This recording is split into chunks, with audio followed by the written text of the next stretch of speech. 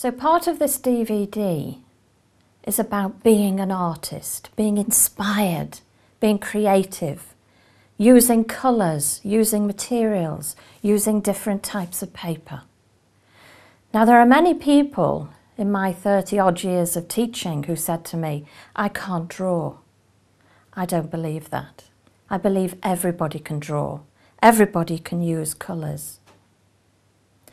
But what we're going to do first is we're going to look at the equipment that you'll need in order to start your drawing. Now when I'm doing my spirit portraits or any portraits, I like to work in pastel, either on Ingres paper, sugar paper or white paper. But you can use different types of materials. So what I advise you to do is just to practice on different types. Post office brown paper is fantastic for using pastels. So is just ordinary the back of a piece of wrapping paper. So just try different types and you get a feel for them. With pastels, you need to have paper that has got a bite to it. It isn't shiny. If it's shiny, the pastel won't take. Now, as you can see here, I've got different types of pastel. When you first get your pastel, they look as good as new. The colours are beautiful and you don't want to use them.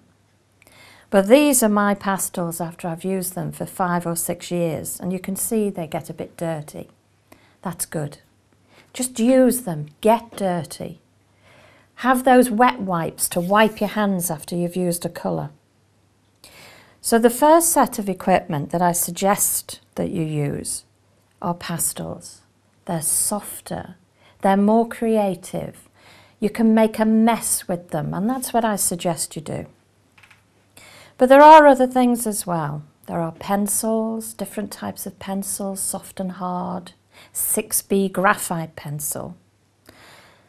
Also, just an ordinary brush, cheap brush. You can use that by softening your pastels down.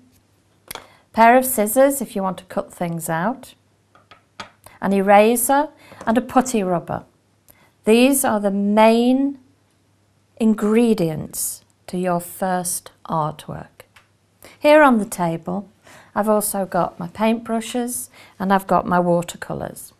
Every artist has their equipment to hand, that is, that you can reach to it easily.